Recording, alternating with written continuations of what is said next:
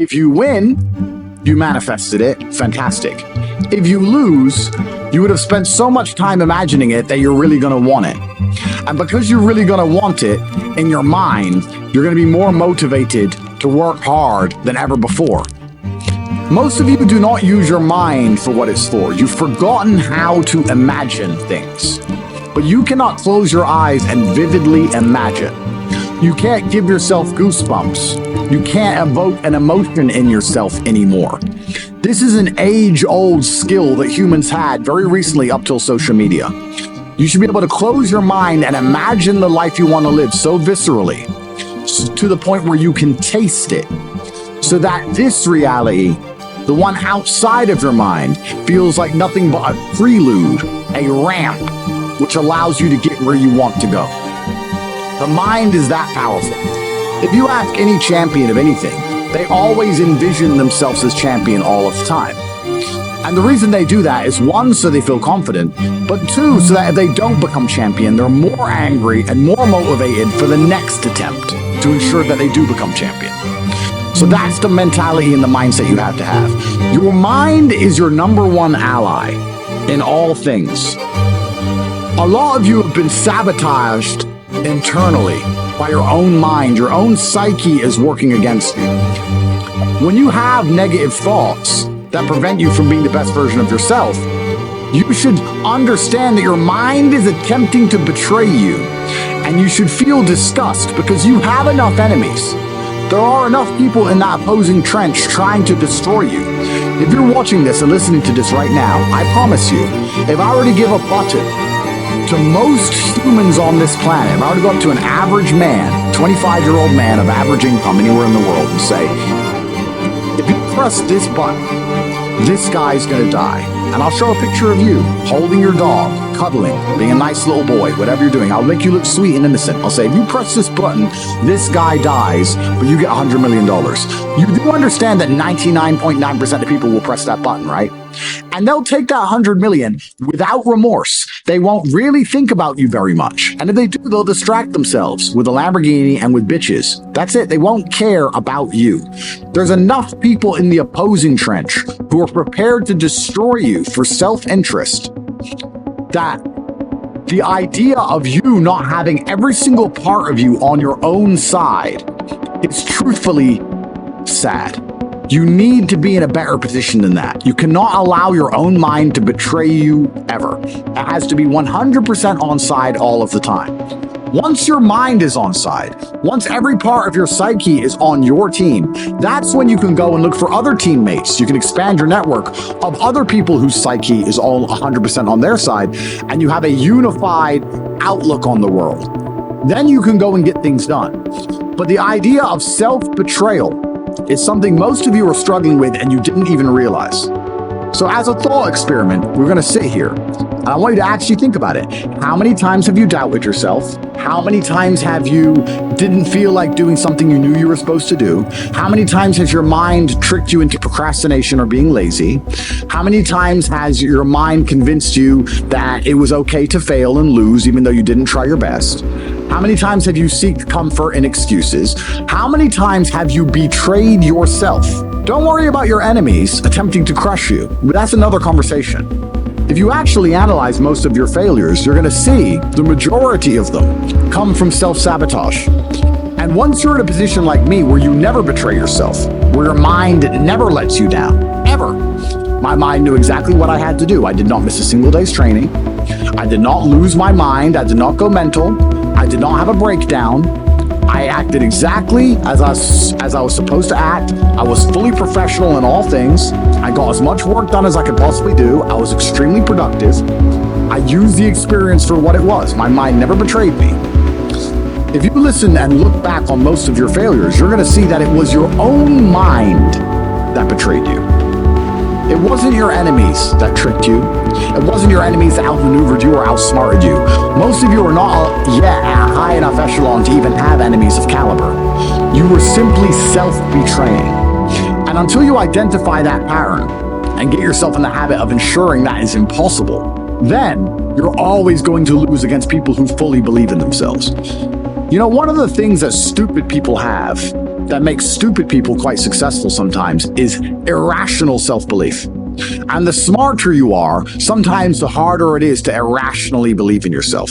But if you're dumb enough, you can be arrogant enough to have this irrational self-belief, and you will see some people be very successful, and you say, how is this idiot successful? Because they're so stupid that they don't consider the idea of failure. Their mind isn't advanced enough. They are not cognitive enough to consider betraying their own being. They only see outside. They don't self-reflect.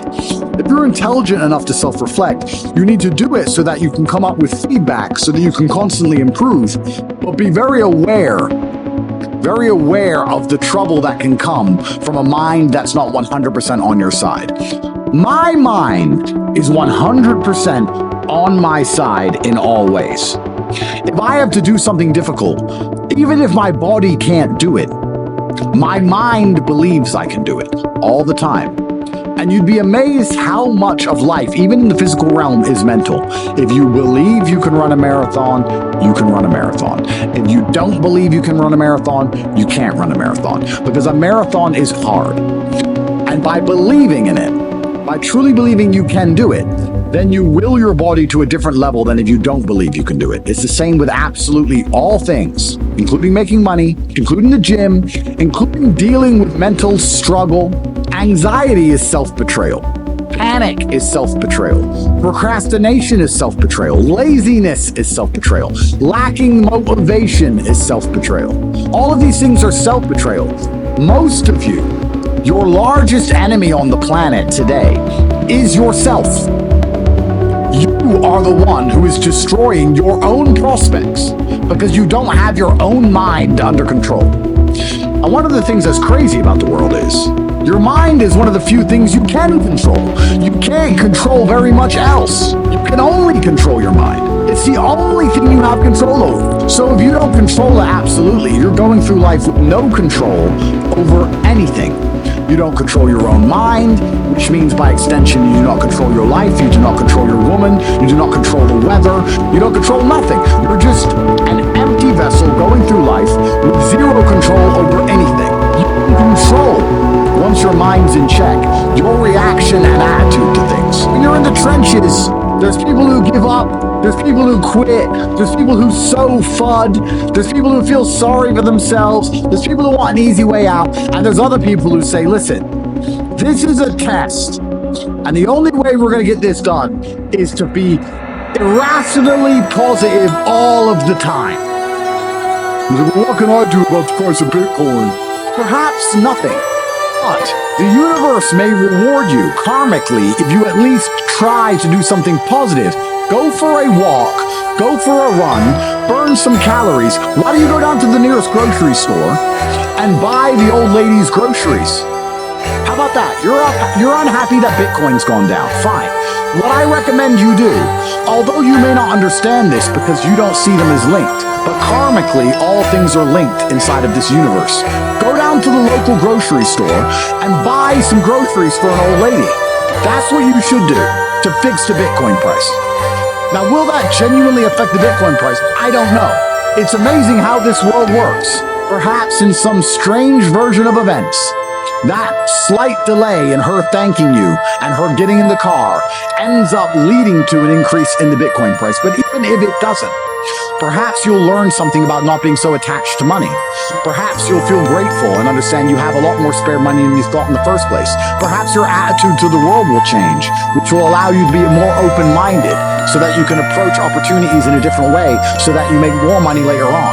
Karmically, it's impossible for us to tangibly link how that positive action will lead into something else positive in your life later on. We just have to have faith that it will, because it will. So when I said this to this guy, he's like, LOL. That's his reply. He replied LOL when I said he should go buy groceries for somebody. And he doesn't understand the world. And I thought, well, why don't I go speak to thousands of people and talk positive then? Not to save him, but just to put my money where my mouth is, just to prove that you can just do something good. And if you just do something good, it is better than doing nothing. Rain dances work. If you need it to rain, you shouldn't sit and pray. You shouldn't sit and hope. You shouldn't sit and complain that it's not raining. You shouldn't sit and wait. you should rain dance. Does a rain dance make clouds appear? No. But you should take action. Perhaps your rain dance, although will not make clouds appear, will be viewed by a tribe high on the mountain far away, and they'll look down seeing you rain dance and realize that you need water. And then maybe Providence and luck will have this tribesman appear with big barrels of water saying, we think you might need water and we have some spare. If you rain dance, they wouldn't know. They just see you sitting around being a mopey dipshit, crying his eyes out. That's why it's so important to take action in all things. Action solves all. Raw action is the answer. Raw action solves all. It is a mindset. So this dipshit complaining about this crypto price, he's not prepared to rain dance. He's not prepared to help a granny with her groceries. He's not prepared to do anything. God does not reward men that way. God rewards men who attack the world. You have to go and get things. You have to show that you deserve them. Even in mating, men go get the woman. Men go get money. Men go take land. Men go. We go and happen to the world. The world doesn't happen to us. What did we say earlier about if you try your absolute best, you can always find the W even in the L? I tried my absolute best, so I win. Raw action solves all. If you had that kind of attitude, you wouldn't be looking at a crypto price and sitting there praying and hoping like a dork. You'd be doing something about it. Oh, I need your help. Do you? I don't even see you trying. And that's how God views things. That's how, in fact, most wealthy people view things. I haven't seen you do anything that warrants me giving you a second of my help. People feel like rich people are horrible because we don't help the normies. Even if you try and help normies, most of them are beyond help because they are self-sabotaging and lazy. You have to at least show to the people who are important in the world that you're not those things in the beginning if you ever want to be taken seriously, at least. That's one of the first things you can do. But I want to see that you give a shit. I only want to give money to people who know how to rain dance. I only want to give money to people who sit and believe that the rain dance is the answer. I like rain dancers. I like people who sit and say, I don't know what to do, so I'm going to do something. I don't know what to do, so I'm going to just do something positive. I don't know how to make Bitcoin go up. I'm going to buy an old lady groceries. I don't know what to do, but inaction in and of itself is an action. And men of honor do not allow the universe to decide for them. They decide their fate. And you decide your fate with hard work and vigor in all things. In fact, I would argue that a lot of you probably heard about Bitcoin in 2007 or 2009 or 2011, whenever. But you were so uninterested in doing your due diligence, so uninterested in being proactive that you just ignored it. You probably don't even remember being told about it because you didn't give a shit. Yeah. And then you have the gall and audacity to sit here and say, if someone told me about Bitcoin back then, I'd be rich. No, you wouldn't.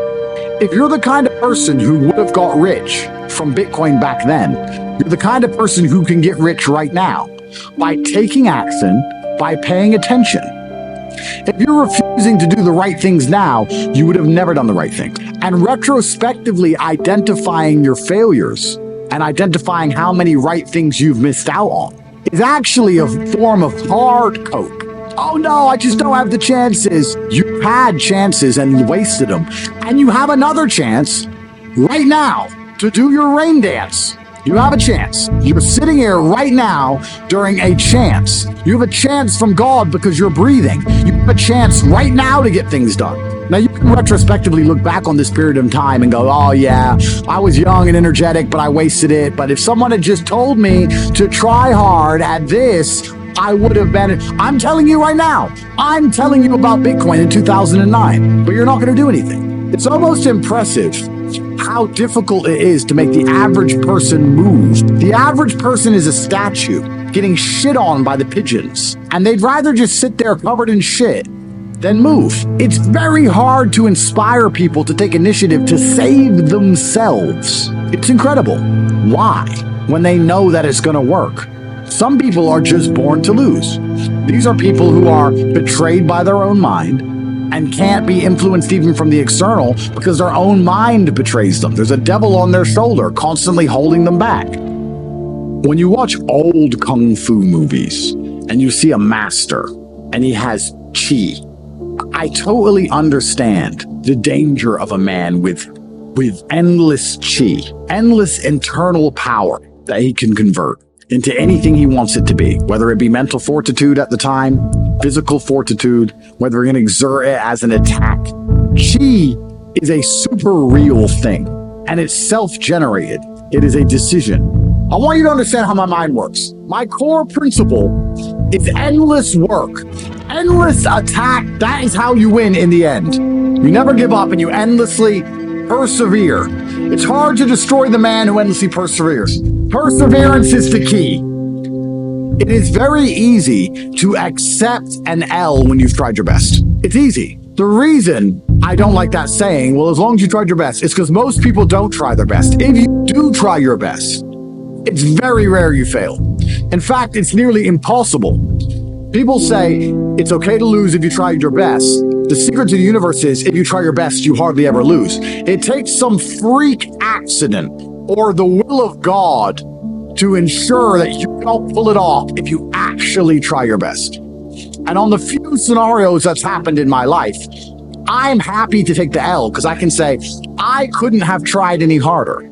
I done my absolute best. I know I did my best. I can't try any harder. God knows more than me, and he decided that things have to be slightly different right now. That's fine. It's easy to take the L if you try your best. So if you try your best, you never feel the bitter sting of regret. You never feel the dark rankness. You never taste failure. It's never in your mouth. It's never lucid. It's never tangible. Because you approached the scenario with absolute vigor. And truthfully, effort is a muscle, like everything else. The more you exercise it, the better it becomes. So even if you try for 100% for something and fail, you've exercised your effort muscle, which means you haven't failed because you've learned something and become better at giving effort to things. You've become better at being concentrated on a task. So it's nearly impossible to fail in these scenarios. A lot of sayings are overused, never a failure, always a lesson. And that's what's annoying about it, because it's true, but it's rarely applicable. You guys will say it's never a failure, it's always a lesson, when you didn't even try. That's wrong. That's a failure. But if you absolutely try your best, then it is a lesson, and there are benefits, right? It's like going for a PB in the gym. You may not get the PB, but your muscles get stronger because you tried so hard. That's how every single task should be approached. I'm trying to lift as much as possible. Perhaps I failed, but because I tried so hard and I strained so hard, my muscles ache and I got stronger anyway. Meaning I did not fail at the task of becoming stronger. There were tangible benefits to my effort in and of itself. Making things happen is the masculine essence to how you should approach the world. Work harder than ever before to be monumentally rewarded more than ever before.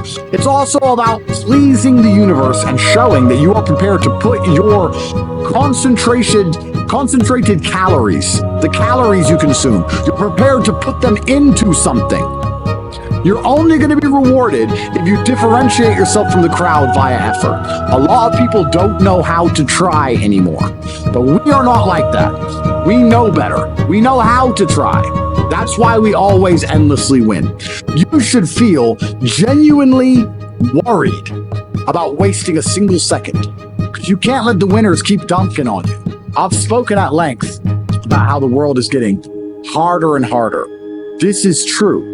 This is easy to observe. Everybody knows it. There are people out there in the world who are going to try hard to change that dynamic because they don't believe they can ever be rich. There are people who are going to sit and say, I don't want the rich to get richer and the poor to get poorer because I'm poor. And there's other people who sit and say, I like it this way. I like this challenge. I like that the game is rigged because now if I get rich, I get richer. That's how rich people think. Winners think, I have no problem with the rich getting richer and the poor getting poorer because I'm going to be one of the rich ones. Losers think, no, we need to spread it all out. If you accept the rich will get richer and the poor will get poorer, then you need to be prepared to do whatever it takes to win the game. Just like a video game. The harder the level, the greater the difficulty, the larger the high score at the end. I mean, you should try every day anyway. But let's assume you're the kind of person who can't try every day because you don't have that grit and consistency. If you're not going to pull your finger out now and finally try in these few days, when are you going to try? When are better chances going to come? Because they're actually right in front of you. This is a huge, important period in your life when it comes to your success and your finances. If you're not going to try now, when are you going to try?